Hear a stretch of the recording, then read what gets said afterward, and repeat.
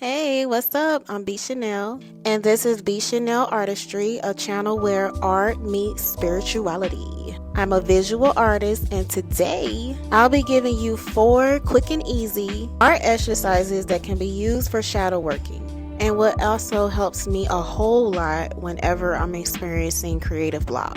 So if you did not know, there are other ways you can do shadow work. If that sounds interesting to you and you would like to know how it's done, then keep on watching.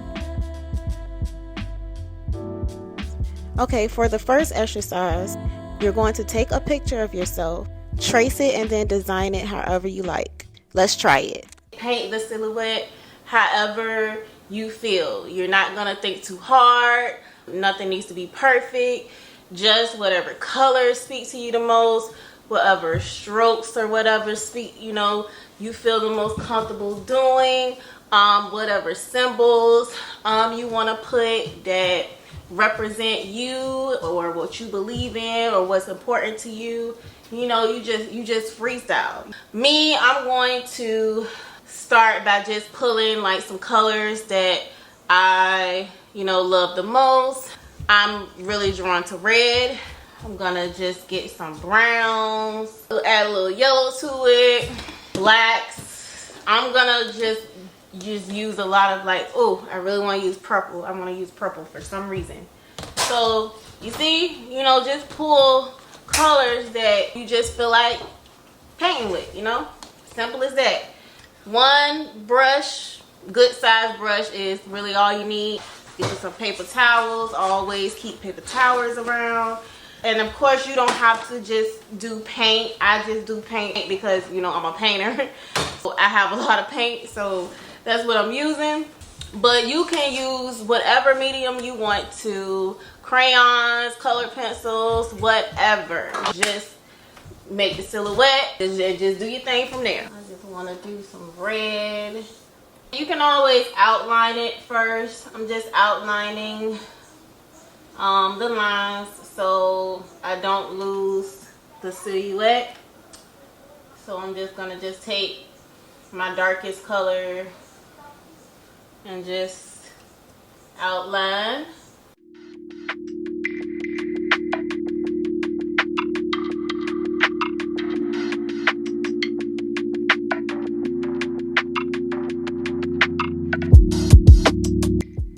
Next, I'm going to do what we call intuitive abstracts.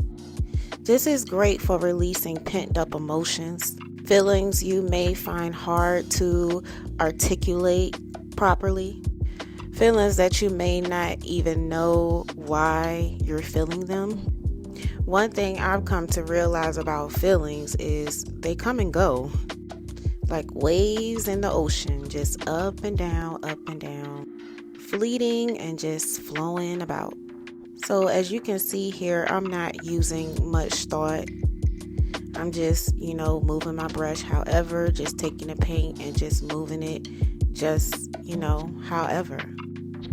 Even when I'm doing like a serious piece, like a piece that I want to sell, my motto is just always just go with the paint. Just go with the paint. Don't worry too much about getting it right, because when you're thinking too much, when you're doing any type of painting, when you finish, the painting usually comes out looking really stiff. So I always say just go with the paint.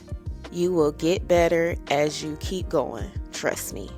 So this is a great way to just release and just for once in your life, just not care. Just for like a few moments, just not care about how something turns out, what's gonna happen, your to-do list. Like just get in the present moment and just move your brush and just go with the flow.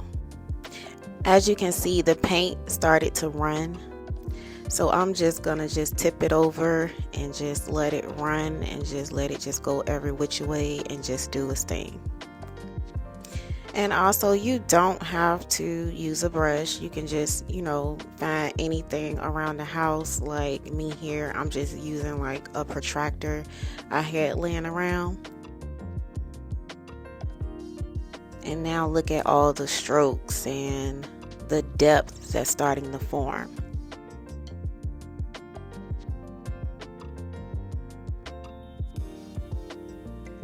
This one is even more self-explanatory. You can simply just paint circles. Believe it or not, this can go a long way. First of all, the symbolism of a circle represents wholeness, unity, and the cycle of life. It's the circle of life. But yeah, all jokes aside, the circle is a very sacred shape. And as I paint these circles, notice the imperfections. Embrace them and continue to paint more circles. Then picture life as these circles. Not always perfect, right? So as you're doing this exercise, just keep that in mind. Are you about to blame the circles for not being perfect? Or are you going to just keep going and keep creating more circles? So yeah, as you can see, you can add colors. You can, create even more designs, keep overlapping. Maybe color them in, fill them in with what you want to fill them in with, and just do you. Simple as that. And for the last one, this one requires more paint. This one we're just going to explore the law of duality. As spiritual people, we all understand that everything is not good and everything is not bad. We're not all good and we're not all bad. So this one is a bit more subconscious. You're just going to take out all your frustrations on one side.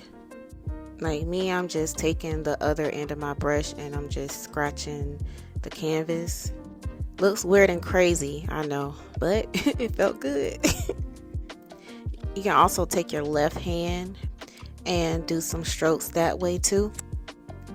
So one side is love and light, and the other side is just rough and ugly, just like those negative feelings. So yeah, hope these helped. Hope you learned something. Till next time, peace and blessings.